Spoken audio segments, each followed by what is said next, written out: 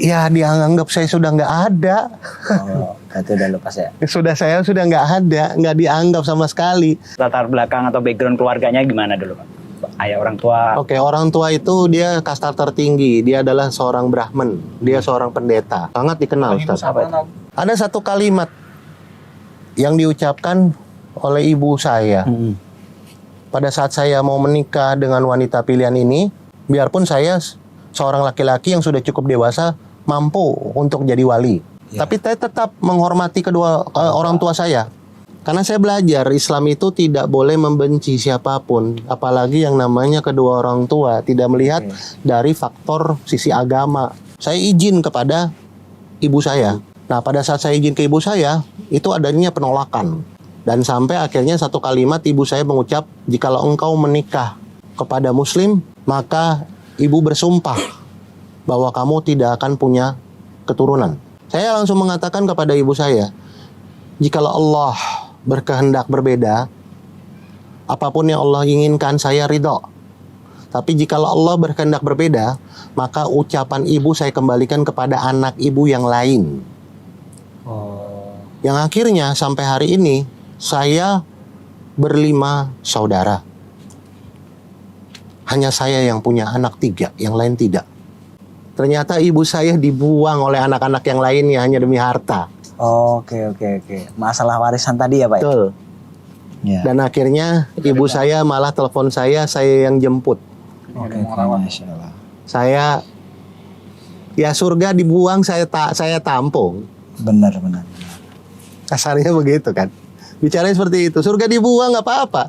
Saya ambil. Oke. Ibu saya kok. Sekarang ibu saya ikut saya. Tinggal Status Hindunya. dengan status. Sekalipun dengan status Hindunya. Iya.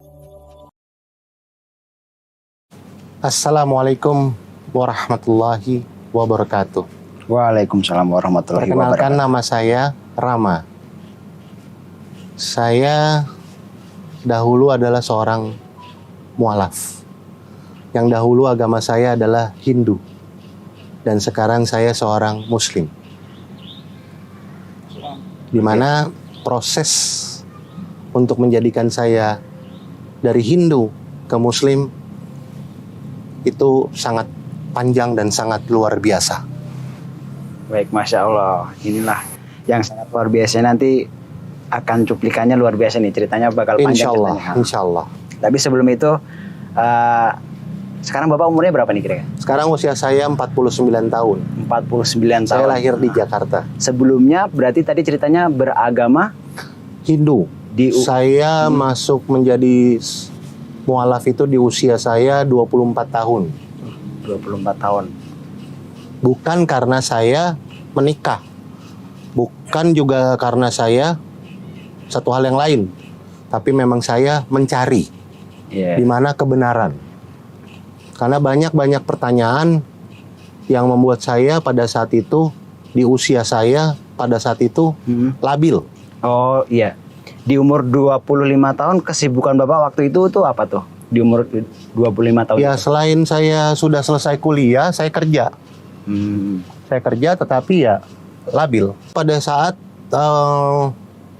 orang tua saya dan beberapa saudara-saudara saya di satu hari mereka sedang sembahyang di dalam rumah, itu ada puranya kecil. Nah, saya salah satu yang paling terlambat pada saat itu karena saya baru pulang kuliah dan saya sedang mandi. Setelah saya selesai, saya masuk ke ruangan pura tadi. Mereka sembahyang, saya ikut di jeda, sudah mau penghabisan. Setelah itu saya ditegur sangat keras oleh orang tua saya. Dan teguran ini buat saya berpikir panjang. Secara personal, saya mengatakan, kok seperti ini? Tidak dipertanyakan kembali dari mana kamu nak. Nah, tapi saya alhamdulillah, mungkin, bukan sekedar mungkin, Cara Allah. ini cara Allah untuk saya mencari tahu Islam itu apa, Kristen itu apa, Buddha itu apa. Saya belajar. Ada gurunya? Tidak. Pada saat itu tidak. Saya berusaha tidak mempercayai siapapun. Saya mencari sendiri. Dan akhirnya saya putuskan Islam. Nah, dalam proses Bapak memutuskan 3 tahun Islam. pencarian. 3 tahun pencarian dalam proses pemutusan. Poin apa yang bisa membuat Bapak itu memutuskan Islam adalah agama yang Bapak anut? Simpel sih sebenarnya. Banyak jawaban-jawaban dan pertanyaan-pertanyaan saya itu yang saya tidak dapat jawabannya di tempat lain, tapi saya jawabannya dapatnya di Islam. Oke. Kalau ditanya apa saja atau pertanyaannya apa, itu biar saya saja yang tahu. Oke. Tapi banyak, gitu loh, tidak sedikit. Tidak sedikit. Berarti dalam prosesnya Bapak udah belajar semua agama gitu ya? Apa yang Bapak laluin dan endingnya itu Islam gitu Islam. ya? Oke. Saya sekolah dari SD sampai SMA, kecuali di SMP, itu saya mengecap ada pelajaran agama di sekolah, tapi saya belajar Islam untuk mendapatkan sebuah nilai. Jadi saya mengenal Islam sudah dari saat itu. SD, SMP saya masuk ke sekolah Kristen. SMP Kristen. Ya, SMA saya masuk lagi ke sekolah negeri Islam. Oh, negeri Islam. Ya, jadi saya belajar. Ya mungkin di sini satu titik di mana Allah punya caranya sendiri. Kenapa orang tua saya menaruh saya untuk belajar di situ? Oke, baik. Ya dong.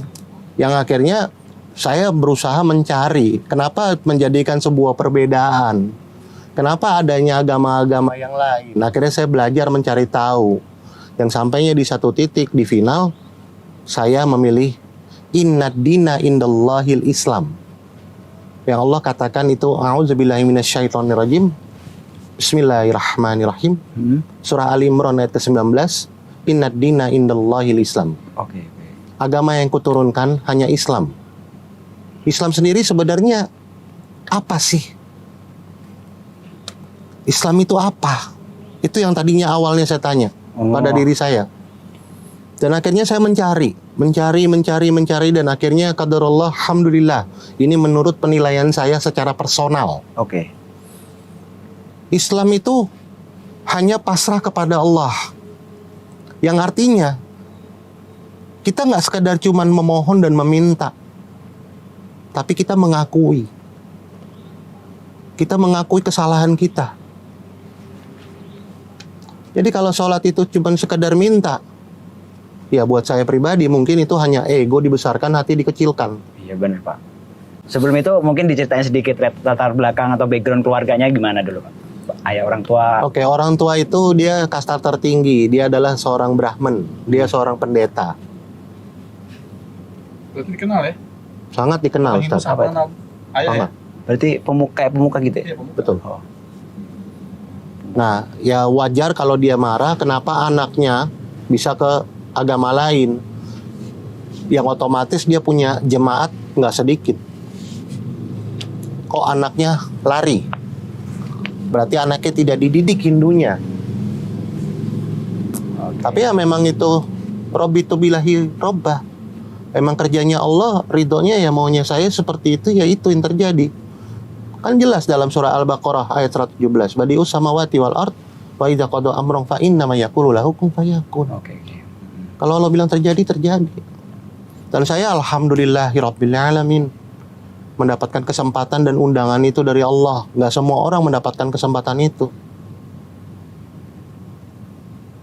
Gitu. Nah, prosesnya memang nggak sedikit. Dan penolakan itu luar biasa. Sampai ya mohon maaf, pemukulan yang saya dapatkan. Tapi itu bukannya menjadikan saya makin miris. Sampai saya harus mendatangani melepaskan hak. Sampai saya harus naik ke pengadilan. Itu proses apa itu Pak? Kok bisa nyampe naik ke pengadilan? Ya kan untuk melepaskan hak semuanya saya. Bahwa saya kan adalah bukannya dalam anggota keluarga. Oh, berarti prosesnya itu apa secara detailnya? Antum berdiskusi dulu, Bapak berdiskusi dulu ke orang tua? Simpel, sederhana aja. Jawaban dari orang tua saya itu sederhana sekali. Tidak mungkin dalam satu kapal ada 2 kapten atau 2 nakoda. Oh. Silakan keluar. Setelah itu? Ya saya coba mencari terus, belajar. Oh, oke. Proses pencarian guru saya tidak secepat itu. Jadi setelah itu Bapak diusir, dikeluarkan dari kakak keluarga. Nah, apa tuh yang Bapak alami?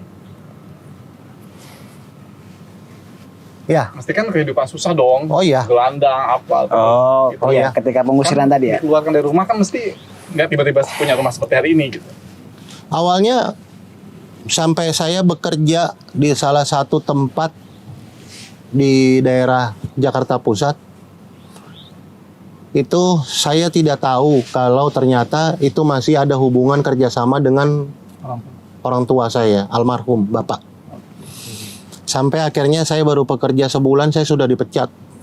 Alasan dipecat, ya kalau misalnya masih mempertahankan saya di situ, maka hubungan kerjasama antara kedua belah pihak dari orang tua maupun hubungan dagangnya itu akan diputus. Jadi saya diberhentikan hanya gara-gara hal sepele yang bukan ranahnya saya. Padahal saya melamar pekerjaan ke sana itu tanpa melalui orang tua atau siapapun. Jadi orang tua tiba-tiba melihat, anak buahnya melihat bahwa saya ada di sana di perusahaan itu. Oke. Nah, sampai akhirnya saya kerja di salah satu tempat lagi yang dimana itu tidak ada hubungannya dengan orang tua saya. Nah, ada satu hal yang saya dapatkan pada saat saya sholat. Lupakan semuanya. Allah akan memberikan apa yang kau nggak pernah pikirkan sebelumnya. Mintalah, memohonlah dan ampunan kepada Allah.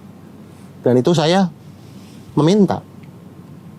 Saya nggak munafik, saya harus minta sama siapa kalau bukan sama Allah. Oke.